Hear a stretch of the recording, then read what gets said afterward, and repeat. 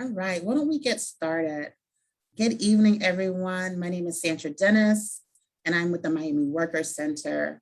And I'm your host for this evening's forum entitled South Florida Climate, Jobs, Care, and Justice, a virtual town hall. I'm excited to be here with some of our partners and colleagues who've been really at the forefront of all things climate, jobs, and care work as well. We have CLEO Institute, Climate Reality Boca Raton Chapter, Broward Sierra, We Count, ReThink Energy Florida, Broward for Progress, 350 South Florida, Florida Rising, and of course, Miami Workers Center. So we're gonna start with a brief Menti poll so that we can get to know our folks. And I'm going to share my screen.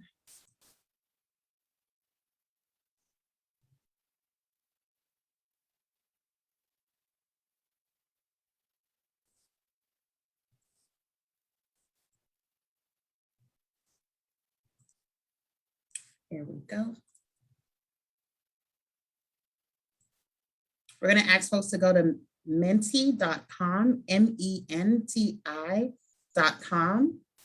Ask Lori if you can drop it in the chat for us and the code for your participation. Sorry about that. Here we go.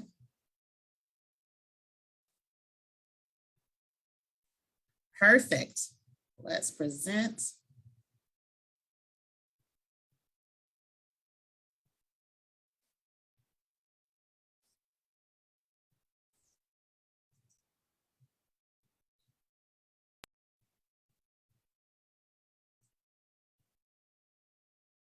So we have people from Broward, DSA, folks who are teachers, women, parents, Black nerds, dorks.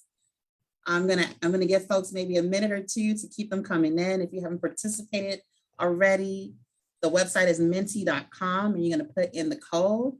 And we just really wanna know, who are your people? Who are you representing tonight? Creatives, humanists. Right, we're gonna do a countdown. Oh, we got more folks coming in. Working people, Broward for Progress, moms, activists, determined, healthcare workers, nurses. We're super excited to have you. Oh, we have organizers, people of color, passionate folks, all folks who really are interested in, women are getting bigger. I know women are in the house tonight. Union members, volunteers, ReThink Florida, folks who are determined, artistic people, all amazing people that are here with us this evening. So I'm gonna go to the next one. So why are investments in climate, jobs, and care important to you?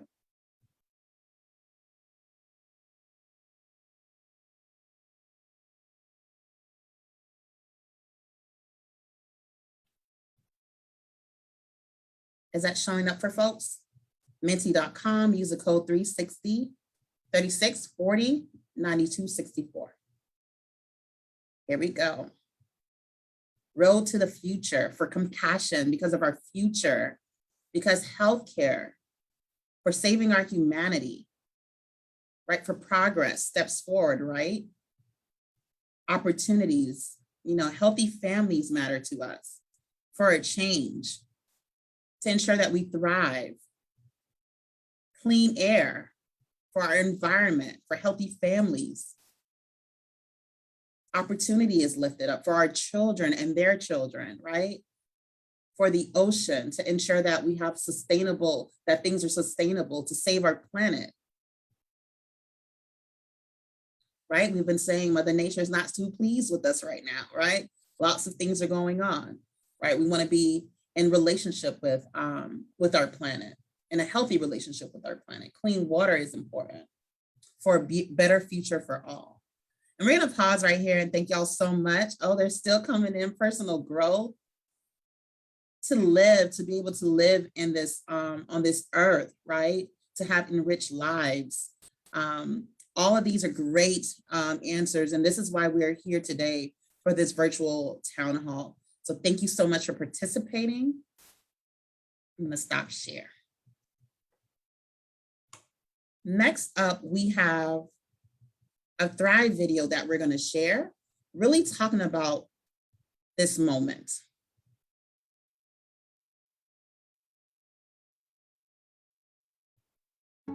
When Congress refuses to... Representatives are trying to play small.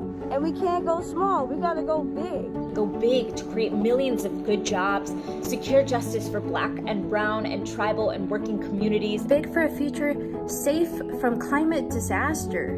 Too many of my friends and family have lost their income and their ability to pay to stay in their homes. I don't want my family or my community living a life where we have to worry about money, displacement due to gentrification. Our communities deserve something better, a more prosperous future without the need of destroying our planet. Without worrying about how you're going to afford to buy your food or how you're going to afford to pay your electricity bill. We can do it, and we can right our wrongs and make sure that our folks who are most vulnerable, folks who've been most impacted, many of them being Black and Brown women and femme who work as nannies, home health aides, as well as house cleaners, have a chance to thrive in this community. It's time to go big, 10 trillion big. We need $10 trillion over the next 10 years. We're showing up together to demand that Congress go big and go bold. No excuses and no exceptions. We're counting on Congressman Pallone and Congressman Payne, Senator Tammy Duckworth and Senator Dick Durbin, Senator Murkowski, Jean Shaheen and Maggie Hassan, Senator Manchin and Senator Capito, President Biden, Senator Booker, Senator Menendez, all Congress members in New Jersey.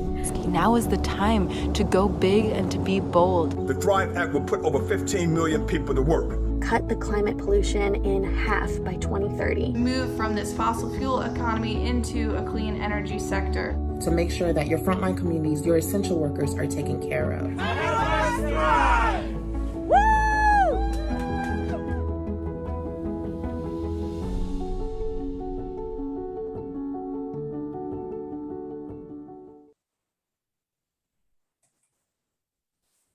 I hope you all enjoyed that video. And it's, again, a launching pad for us to be having a rich discussion this evening about climate, care, and justice in our community. I'm going to turn to Eric of 350 to share photos and videos. When Congress refuses of the work that they're doing on the ground. And I'll turn to Eric.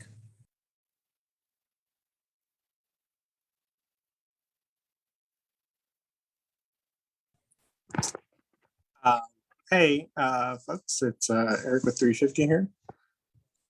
So we have been collecting, photo and video testimonials from people to send messages to their members of Congress about in support of the Thrive agenda, and just wanted to share some of those with y'all.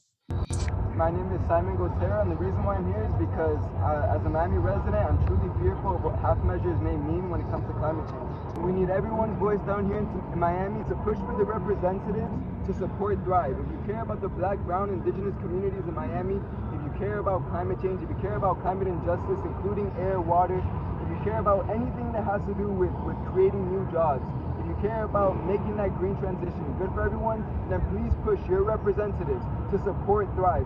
Send an image, tag them on Instagram, reach out as many times as you feel possible in order to really get them to support Thrive, because that's what this community needs.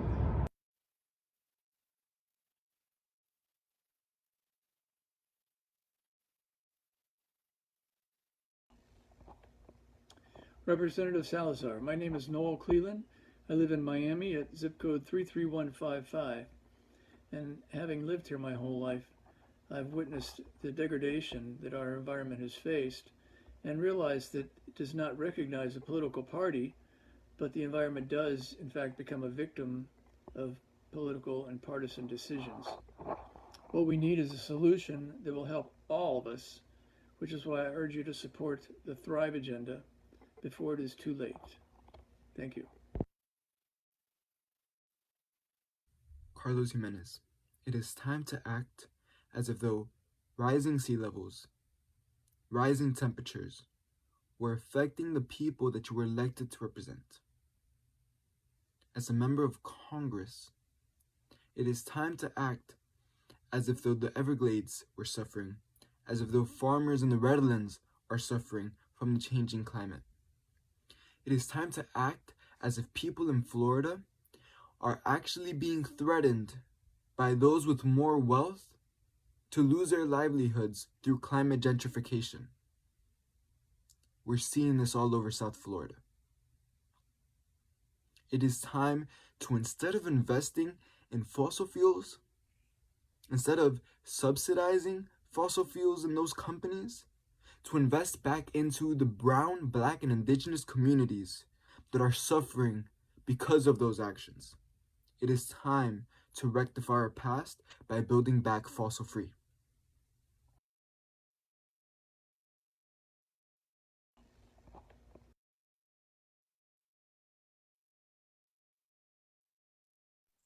I believe we just have a few more pictures from the work that 350 South Florida have been doing in the community. And these are their constituents really talking about why this matters to them, and really demanding that our elected officials ensure that they support our environment and that they keep the people at the front line, that they make sure that they care for the people on the front line. Eric, I'm not sure if there's anything else you want to add in terms of the work that 350 South Florida is doing.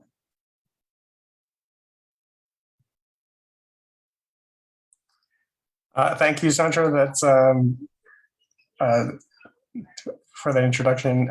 We have been urging everybody to please send a message to their member of Congress. Make a video, create a sign, and have put it up on social media with your congressperson's hashtag, because right now is really when we need to get all of our representatives in Congress to support this bold agenda. Thank you, Eric. I'm going to now turn to Susan, who's with the Broward Sierra Club, as well as Climate Reality Boca Raton Chapter. Thank you, Sandra, and thank you everybody for being here. The reason I got involved in this whole movement years ago is because I had a scuba shop up in New York back in the 80s and 90s. And during the summer there, we dove off the coast of Long Island in New Jersey. And during the winter, we ran trips to the Caribbean and Mexico, Central America, and yes, the Keys, Key Largo, Key West. Then back at that same time, my parents actually moved to Florida, along with everybody from Long Island. And when I visited, I'd go diving, usually out of Boynton Beach. And when I moved to Florida in 2010, I figured I would organize dive trips for my friends up in New York to come down and dive here in Florida. There was no need to go to Bonaire, no need to go to Cozumel. Let's build the dive industry even more right here in Florida. Unfortunately, what I found is that the reefs weren't anything like I remembered. And if you look at the picture that's shown on your screen, you can see what can happen in 40 years. And I started to do research to find out what was going on. I learned about the warming oceans and acidification and coral bleaching and coral disease. And the more I learned, especially through the climate reality training, that's how I learned about the burning of fossil fuels and the acceleration of global warming. So what I do now is I try to share what I know. I try to learn more so that I have more to share. And I try to get the world, starting locally, to move towards a fossil fuel economy and moving to clean renewable energy. So thank you again for being here. Thank you so much, Susan. Go ahead. I just wanted to add that I'm also with ReThink Energy Florida, and they are focused specifically on the state of Florida, getting us to move to renewable energy here at the state level and city level and county level. Thank you. Thank you so much, Susan. Now I want to talk about the care work framing I'm Sandra Dennis. I'm with Miami Worker Center. I'm also stepping in for our partners, We Count, who also organize care workers. And care workers know firsthand the impacts of climate change because they understand that they work on the front lines with folks who are the most impacted when folks' utility bills go up because of climate change, because the planet is warming, when folks are most impacted by storms that we experience, and who's able to recover. It is our care workers who are often on the front lines, who are ensuring that our communities are protected and they're safe. We want to recognize our amazing members who Claudia and I both have had amazing experiences building with. June, who's pictured here in the blue, quotes, "When Florida is hit by hurricanes, it was us care workers who were always on the front lines taking care of our patients." June Barrett, Miami Worker Center. Melissa Lorette, who's also a Miami Worker Center member, her picture reads, "This is the time to act on care, jobs, and climate emergency. We cannot wait and waste the life of our families, our communities, and the planet." And we hold that to be true and center that in all the work that we do.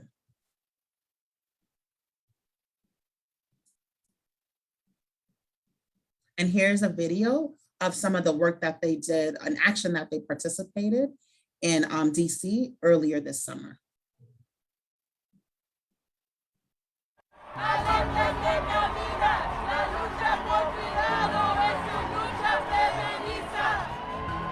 Today we're in the streets across this country to demand three simple demands: jobs, care, and justice.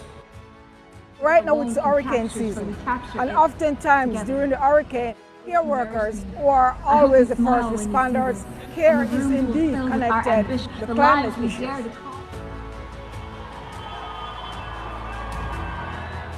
Y estamos aquí demandando 625 billones porque merecemos, somos trabajadoras de cuidado, somos trabajadoras esenciales, hemos demostrado en la pandemia estando en primera línea. Many of us don't have affordable health care, paid sick leave, time off, and no retirement plan. I can't believe that in 2021, I have to say this, but some of us still make as low as $7 an hour. Hey, put some respect on our check. Hey, put some respect on our check. Hey, put some respect on our check. Hey. We need to address all the crises that our communities are facing. We need them to act now. We won't win until workers around this country win, and we won't stop until we win for all of us. We won't win until we all win.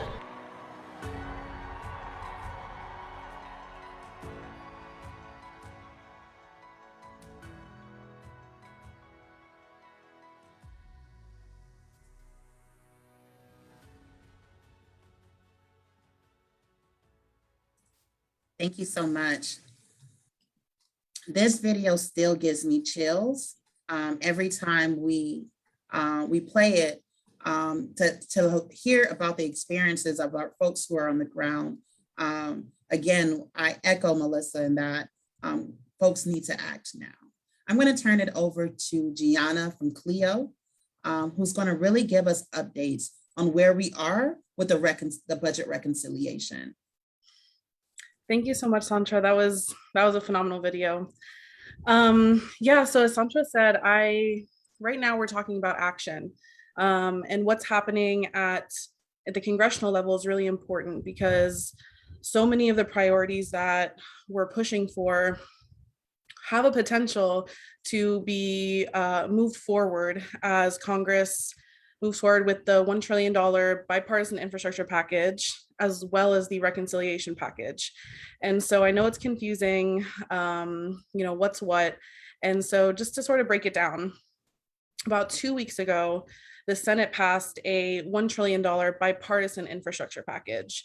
And this one is the one that was voted on. It had a 69-30 vote, and 19 Republicans joined the 50 Democrats in the Senate to pass this legislation. And this was very much focused on literal infrastructure. So like roads and bridges. It took out a lot from the original plan. But the main point is that this is sort of like step one out of a multi-step plan to pass many different priorities. And so once this smaller $1 trillion bipartisan infrastructure package passed, it gave room for the Senate to also pass a budget framework, which is this reconciliation package that so many people are talking about. And this is that $3.5 trillion budget resolution framework. And when you hear people talk about it, you might hear them refer to it as human infrastructure, because some of the priorities that are linked in this larger $3.5 trillion budget resolution framework are things such as child tax credit, paid family leave, medical leave, funding for preschool, community college, also immigration reform, and all of the clean energy and more climate provisions that were taken out of the original smaller bipartisan infrastructure package. As we know, a lot of the energy work was taken out of the smaller package. And so in order to get a lot of that back, they had to put it into this budget framework. And now that this is moving, the Senate is in recess. So that means that they're not coming back until September 13th. But next week, on Monday, actually, the House is going to return. They've been in recess for over a month now, and they're going to return, and they're expected to vote on the budget framework, which is that larger package, and voting rights legislation as soon as Tuesday. The issue is that Speaker Pelosi and a lot of others aren't planning to bring up the infrastructure bill for final passage until the Senate approves this larger spending package through the reconciliation process. So there's a ton of moving parts, and there's a very slim 3-vote margin in the House. And so it's really important that we reach out to our members and we let them know what is important to us and why we need them to fight for our priorities. And if Santra goes to the next slide, we can kind of see some of the different things that are in both the smaller package and that larger package. So on the left, where it says what's in the bill, this is talking about that smaller $1 trillion infrastructure package that's focused on roads, transportation projects. It includes high-speed internet. It has electric vehicle, buses and charging stations. There's grid infrastructure and resilience. And then on the right, you'll see the larger reconciliation package, and you'll see that there's billions for universal pre-K, for tuition-free community college, funding for HBCUs, public housing investments, clean energy, clean electricity standard. As Susan, I think, will give you a little bit of an update later on how Florida, this past legislative session, preempted local governments from switching to renewable energy sources, which could all be fixed by something at the federal level, such as a clean electricity standard. So right now we're really fighting for all of our priorities, and it's really important that we reach out to our elected officials and let them know what's important to us. And if we go to the next slide, you can see both of our US Senators, Marco Rubio and Rick Scott here in Florida, they both voted no for this bipartisan infrastructure package as well as the budget resolution. And so again, just to really emphasize, deals and amendments, conversations, these are all happening right now because next week they're going to be voting. And in the Senate, there were 47 amendments. And so we expect there to be a ton in the House as well. And so I am a former organizer. I guess I'm still an organizer, but how I got my start. And we used to always say that in order to change someone's mind on an issue, or at least get their attention, you had to reach them at minimum 8 times. You have to use 3 different mediums. So I always say, you can email them, you can give them a phone call, at them on social media, in every way as possible, in whatever easiest form is good for you. But we have to let our elected officials know that we're watching them, and we have to tell them what it is that we want. And so here we're asking for the Civilian Climate Corps, we're asking for more clean energy tax cuts, and we're asking them to vote for and pass the budget resolution as well as this bipartisan infrastructure package. And I will go ahead and put in the chat some links and phone numbers at minimum to our US senators. That way we can get to work. Thank you so much, Gianna. And we're going to take questions after our next two panelists. So go ahead and jot them down if you need to, put them in the chat, but we'll for sure have some space for question and answer. I am going to turn to Susan, who's going to bring some updates from the state of Florida. Thank you. Thank you, Sancha. And thank you, Gianna, for that excellent explanation about the infrastructure bill and reconciliation package.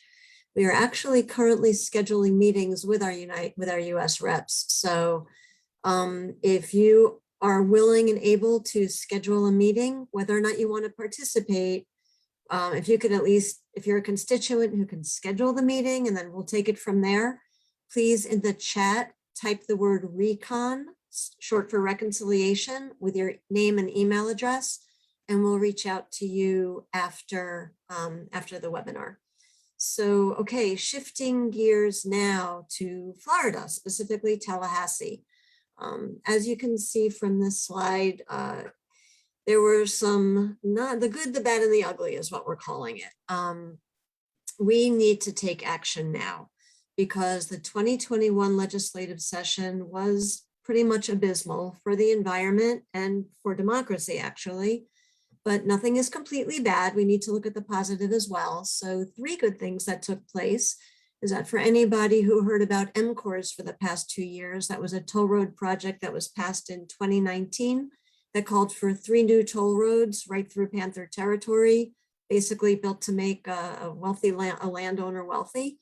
And that bill, that law was actually modified this past legislative session so that now there will only be 1 toll road instead of 3.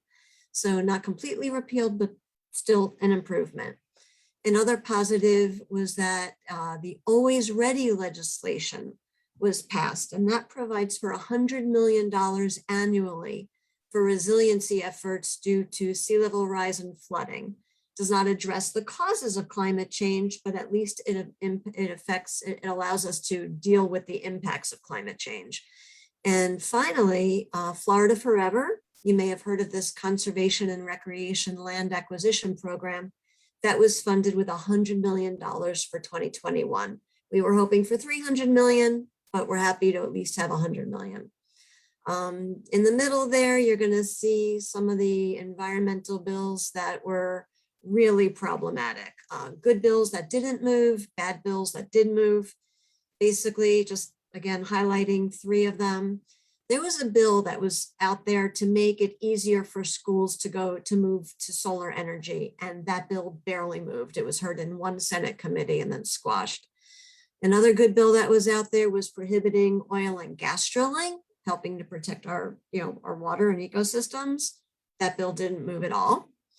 And then, as Gianna mentioned, preemption, where the state has basically come in and said that the counties, cities, even though you recognize climate change and you want to pass laws to move to clean renewable energy, we're not going to let you. Similar to what they did with plastic bans in prior years. So those were non-starters for the environment. And then what I'm calling the ugly, but probably should really be called the scary, are the democracy threatening bills that were signed into law and actually made national news. So HB 1, that was the law that put peaceful protesters at risk of being considered rioters and arrested for such action. And then there was the Senate Bill 90 that changed the rules regarding voting so that voter registration is more difficult now, and vote by mail. You all need to know that check your registration because you might not currently be signed up for vote by mail even though you thought you were. So that's a problem. And then there was another bill that's a little bit less well-known, Senate Bill 1890, which makes it more difficult for citizens like us who want to possibly make a change to our Constitution, to the Florida Constitution, to get an amendment on the ballot to be voted on. It's now more difficult. So 2021 was basically a show. And now we're going to move forward to 2022. Let's go to the next slide and we'll see that now is the time to take action. So, and this is regarding anything. This particular slide has icons up there that are all about the environment and climate change, but anything that you want to get moved forward for 2022, right now, our session where the 2021 session is over. The 2022 session has not yet begun.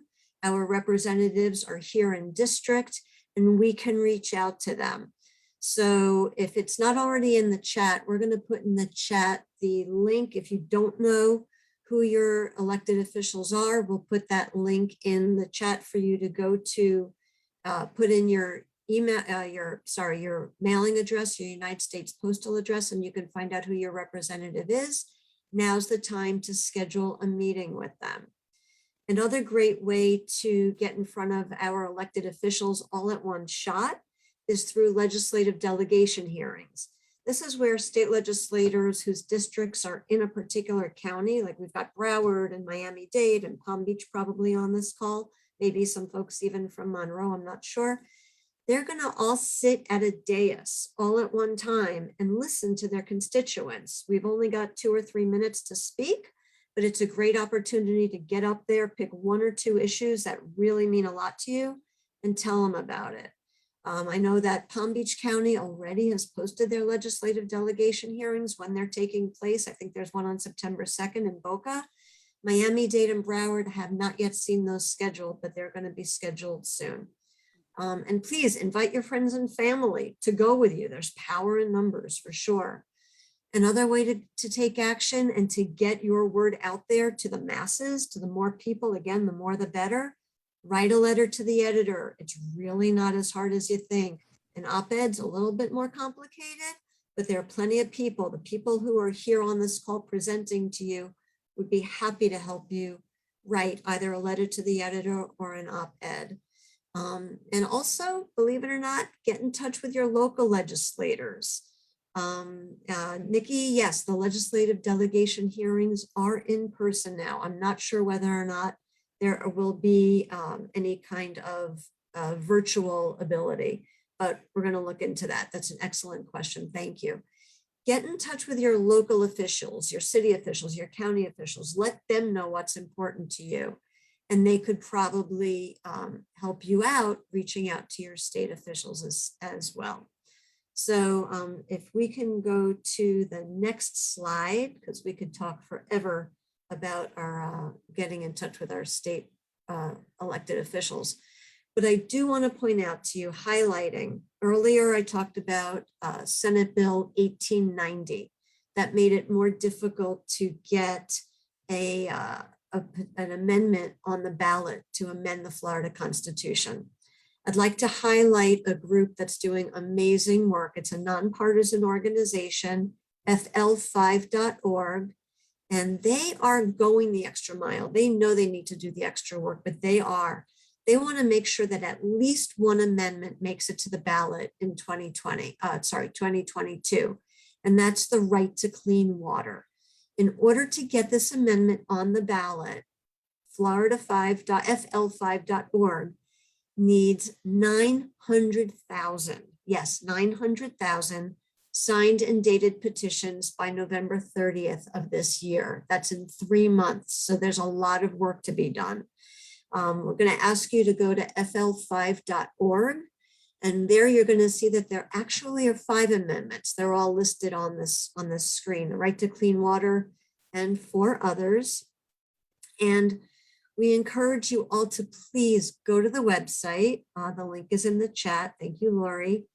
Download the petitions, print them. I know this is work, but we've got to do it.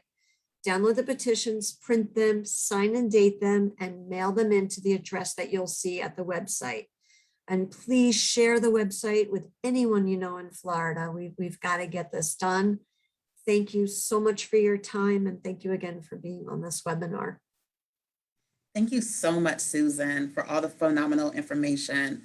I agree 100%. I think that this is our state, right? And we saw what happened in Flint. And so the right to clean water is something that should be a no-brainer, but for sure we want to get those signatures in to ensure that that is the case for residents of the state. I want to turn to WeCount, our partners, to really talk about some of the work that is happening in local municipalities. I'm going to turn to Esteban for you to share the work that you all are doing. Yes, thank you, Santra. My name is Esteban Wood. I'm the Policy and Civic Engagement Lead at WeCount. We're a worker center in Homestead, Florida, working around heat stress protections and addressing the problem of heat stress. I just want to give an update really quick on the important work that's happening in Miami-Dade, and also uplift, an inspirational and powerful story of one of our members, Jose Delgado. And then I think my colleague Gianna is going to speak a little bit about a new heat officer at the county level, but we'll wait for her to discuss that. WeCount and our Que Calor campaign, which is our How Hot campaign, have been doing advocacy and organizing work around securing heat stress protections for outdoor workers specifically. We work with farm workers, landscapers, and construction workers. A few years ago, during a very, very hot working sweet potato fields during scorching temperatures, our member Jose Delgado, pictured here, collapsed on the job. He said he had been feeling sick, but he dragged himself because he needed the paycheck. The day he collapsed, doctors in the emergency room told him he had kidney failure and that he could have died. Our member Jose Delgado is 72 years old, and he's a farm worker based in Homestead. He is one of 300,000 outdoor workers in Miami-Dade facing extreme heat. Today, Jose is now one of our leaders in our Que Calor campaign, a worker-led campaign to win common sense safety protections that will limit extreme heat exposure, reduce hospitalizations, and save lives. If we can go to the next slide, that would be great. Outdoor workers in Miami-Dade are increasingly at risk of experiencing heat-related illnesses, and that includes heat stroke, fatigue, dehydration, muscle cramps, organ failure, and even death. It's important to note that outdoor workers are up to 35 times more likely to die of heat exposure than the general population. Another really big obstacle that we face is there is no federal, state, or local heat standard that protects Florida's outdoor workers. While we must continue the fight to reduce carbon emissions for human survival, it is essential that we fight and protect workers on the front line of the global climate crisis. As temperatures continues to rise, the time to act is now. Que Calor, our campaign, is pushing for county-wide legislation to establish labor protections to address the urgent public health crisis that is extreme heat. Workers are demanding a heat standard that would require employers in Miami-Dade County to provide access to water, shade, and rest during extreme heat. We're working with health, environment, and environmental allies, and we'll hopefully reach out to several of you on this call to work together to come up with a heat standard and pass these important heat stress protections. And with that, I will pass it to my colleague, Gianna. Esteban, thank you so much. That was incredible. This is really amazing and important work. And as you described, it's a public health crisis, especially in Miami-Dade. And so I just want to uplift at least some of the things that are happening in Miami, as you did. And our Miami-Dade County Mayor, Daniela Levine Cava, this year did name the world's first chief heat officer, Jane Gilbert.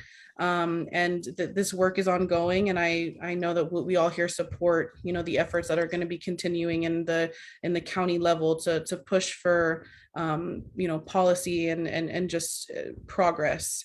And something else that's happening in Miami-Dade County recently is the Miami-Dade County School Board passed a 100% renewable energy resolution by 2030. And as we know, some of this preemption legislation might be affected, but of course, progress continues. And if we get some clean electricity standard at the federal level, then some of that work will be able to continue more easily. And the last thing is just, I'll drop a link. As many of you know, Broward and Monroe, Miami-Dade, and Palm Beach counties, they're all a part of a Southeast Florida Regional Climate Change Compact to work on these issues as a collective. And they have a summit coming up December 9th through 10th in West Palm.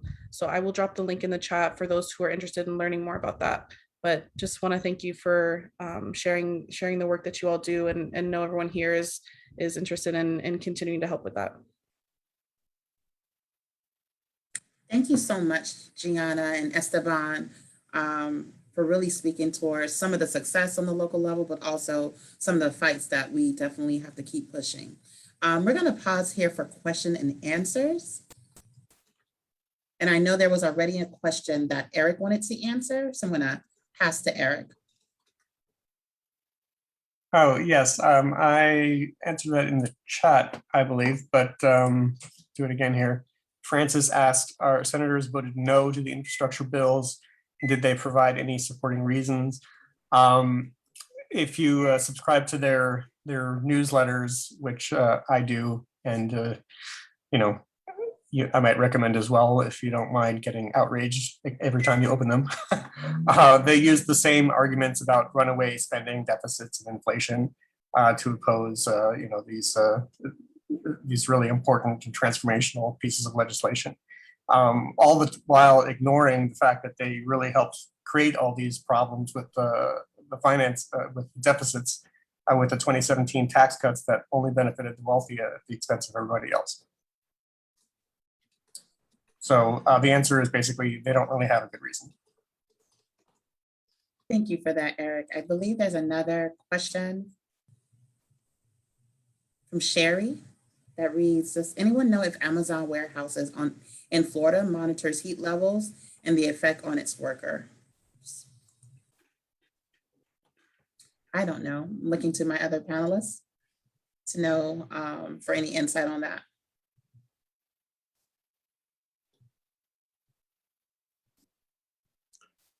Can we repeat the question one more time? Absolutely. The question is, I'm going to go back to the chat, sorry. Does anyone know if Amazon warehouses in Florida monitors heat levels and the effect it has on its workers? I would assume no, but I'm not sure. I think there was also a related question if the hospitals track the heat injuries as well. I don't know if anybody has an answer for that.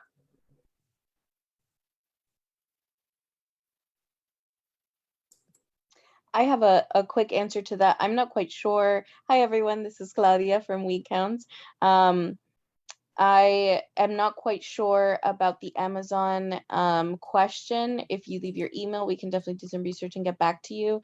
I would second Sandra's belief that I believe not. And for the question that Lori raised, hospitals do track heat illness broadly.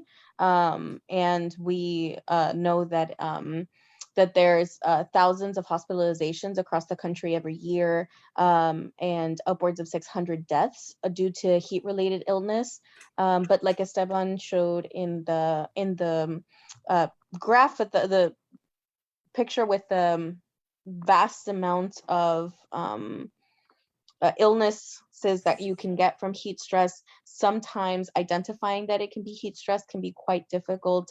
There's excellent reporting that actually shows what's the amount of work that you have to do and the temperature outside that actually makes it so that you can begin to feel heat stress.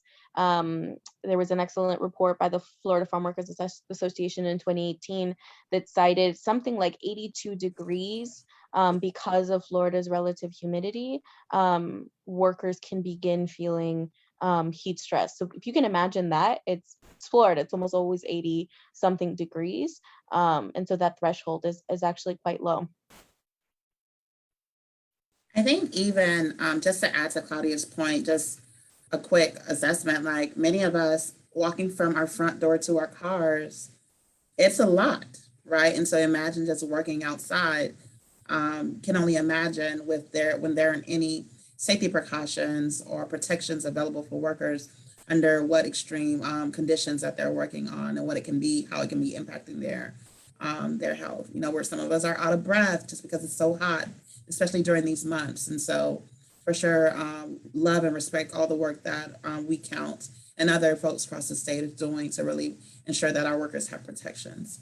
Are there any other questions that are flags? I'm gonna, actually pass to Lori to see if there's any. I think the only other one that I didn't hear answered was a question about would they get access to the chat and maybe a follow-up email to the attendees? Would you be able to send? We can definitely send a follow-up email to the attendees, and we will figure out the chat. I think that was it. All right, I'm actually going to pass to Lori, Broward for Progress, to say a little bit about the work of Broward for Progress, but also talk about our call to action. All right. So our call to action, I actually just dropped a link in for you. We're asking folks to take action in a couple different ways. One is the link there that you have. That's a letter campaign that will be going to the members of Congress from Florida. It just takes a minute, and I'm just going to pull up on my screen real quick. Very simple to do. Let me share my screen here.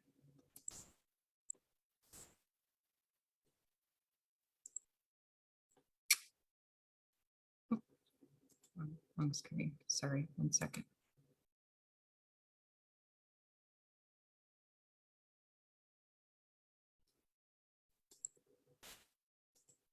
All right, that should be it. So this is the landing page here, and it has my contact information. So you would simply just put in your first name, last name, email, address, and zip code, and then it'll put you over in an editable letter.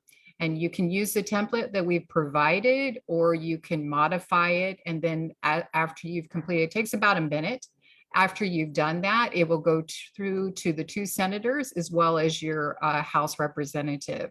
And just to clarify, the data is not shared with anybody. It's not shared with any other organization. We will invite you to further call to action on this particular topic, but we don't share the information. We just do have to submit that information when we're contacting members of Congress. So that is a great action to take. And I also included in there as well a way to retweet. We sent out a tweet this afternoon tagging all of the Florida members of Congress, as well as all the great organizations on here today about this issue. So if you can help us if you are on Twitter, retweeting that will continue to nudge those members of Congress in Florida to pay attention to this issue. And then the last thing, just is if you have that time, make those calls. This is critical crunch time. This is when the deals are made. And before it gets through those deals, we just got to take action.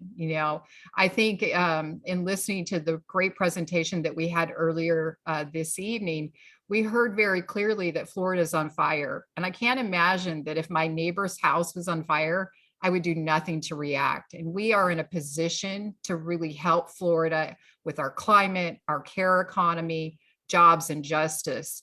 There is no reason that we should be living in a country or in this state that's known as the Sunshine State, and we're so dependent on fossil fuels. We should be leading, right? We should be the premier leader of all the states for clean energy. So there's so many issues that they broke down tonight. So please, if you can, not only take that action today, but that letter campaign, you can come back tomorrow and change it up. It's the same letter. It'll still go into the senators and your member of Congress, and share it with your networks. If you have a women's club or you belong to the Rotary or whoever, share this information with them. It's, clean air, energy, climate, jobs, justice. this really isn't partisan. This is a quality of life issue for Florida. So if you can share this information, get folks taking action on this, because we hear a lot of times infrastructure and reconciliation, it's a little confusing. We're going to be hearing about this for a while because, you know, we're going through this deal making process now, but it's got to go back, because you heard from Gianna, back to the Senate. It's got to get approved and stuff. So this is crunch time, particularly for Florida. So please continue to share that information. And then I did drop in, the last thing I'm going to say, I did drop into the chat. You all have that there, a way to contact these organizations. These are the boots on the ground doing the work of these issues that are near and dear to your heart. If you care about climate, if you care about our care economy, if you care about jobs and justice, then connect with these organizations. If you're going to be doing volunteer hours or you're looking to donate to wonderful organizations, those links that we provided, and probably will follow up in the email, those are the organizations that are here locally. And you heard the great work WeCount was doing and all the others. Please consider volunteering or donating and helping those organizations continue to push for progress in Florida. And that's all I have. Thank you so much. Thank you so much, Lori. Really appreciate it. We're actually running way ahead of time, so we do have time to take a few more questions. And so I believe Caroline, hi Caroline from CLEO, asks, are we mandating employers who hire outdoor workers to proactively offer protections? I'm going to turn to our folks over at WeCount. Yes, thank you for the question. And yes, the answer is yes. Right now, there are no protections guaranteed for outdoor workers. But what the Que Calor campaign and what WeCount and our partners are pushing for is yes, every outdoor worker will be guaranteed protection. And so a big part of this is winning and making sure that we get the enforcement side covered. And part of that is, you know, signage.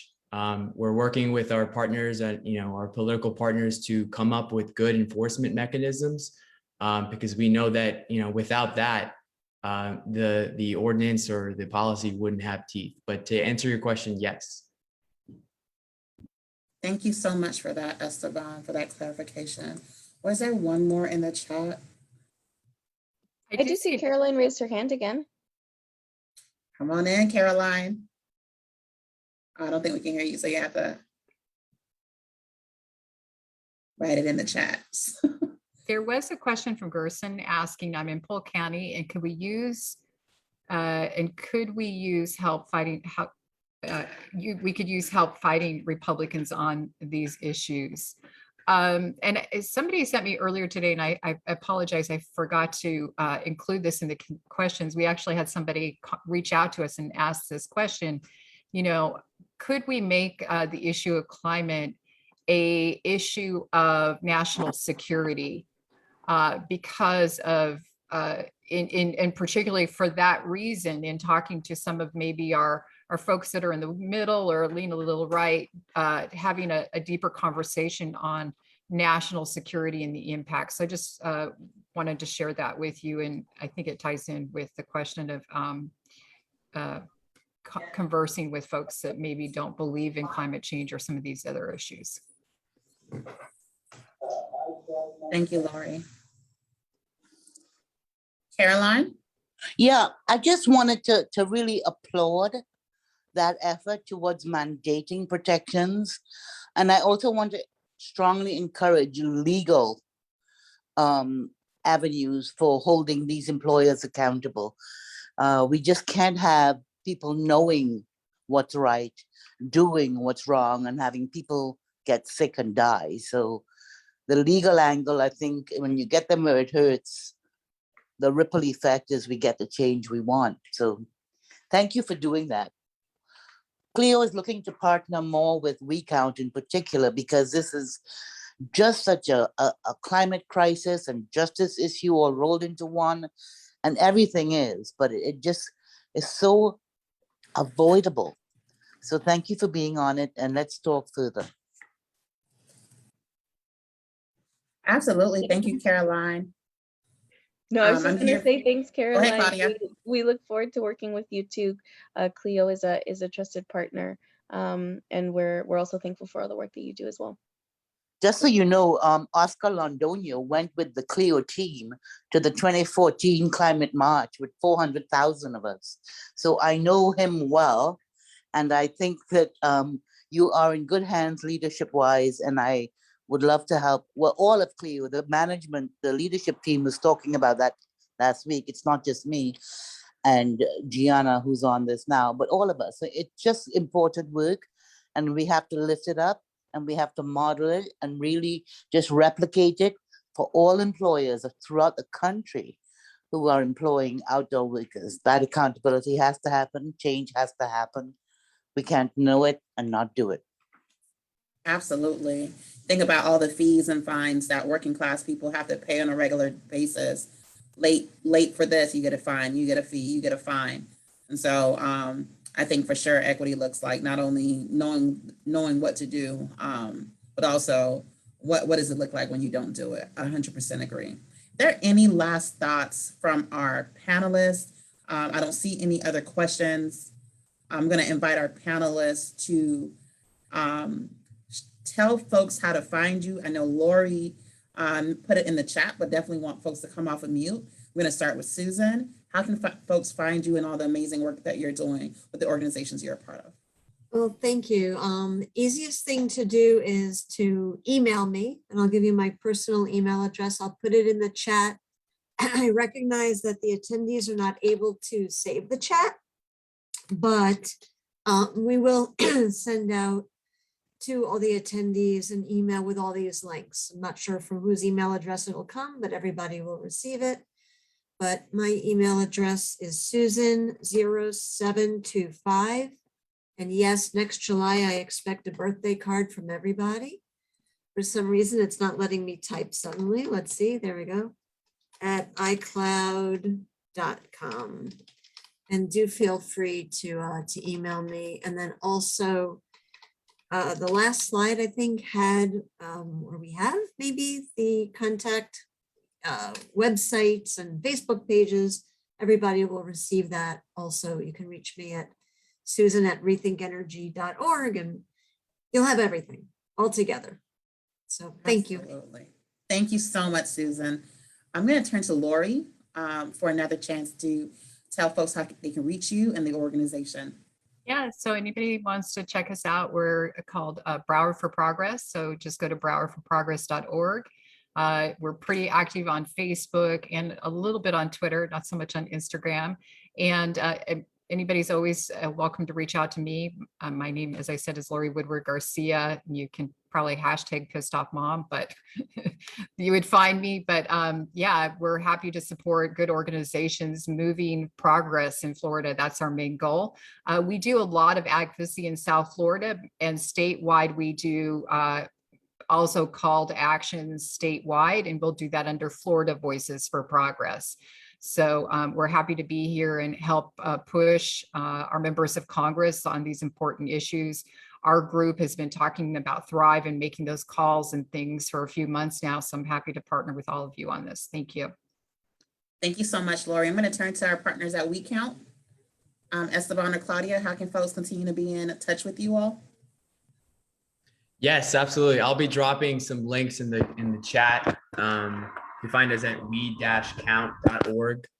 And our social media handles is WeCount_FL. We're on Instagram, Twitter, and Facebook. Thank you so much, Esteban. And then I'm going to also go to Gianna.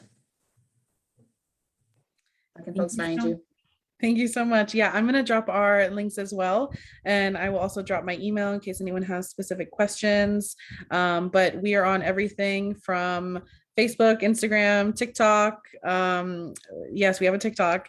So just look us up at CLEO Institute, and I'll drop my email here. And also, Susan, we have the same birthday if yours is July 25th. So that's a new fun fact. So yeah, and thank you so much. And I know y'all heard our fearless founder and leader, Caroline Lewis. So if you want some more of that, definitely check us out. Yeah, everyone loves Caroline. I'm going to turn to Eric. How can folks be in touch with 350 South Florida?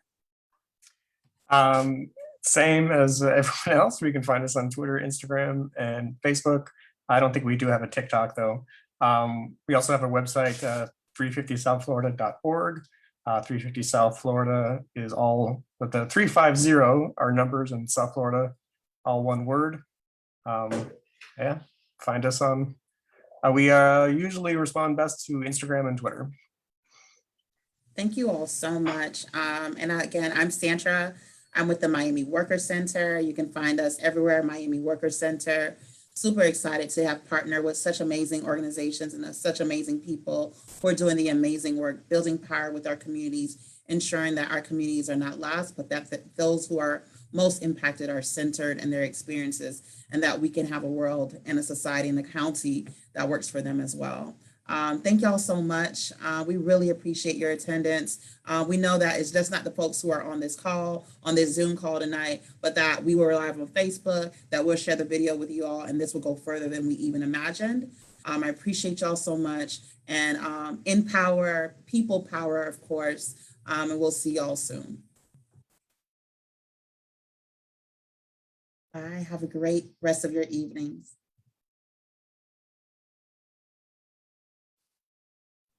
Bye. Thanks, everyone. Thank you, Claudia. Good night. Bye, y'all.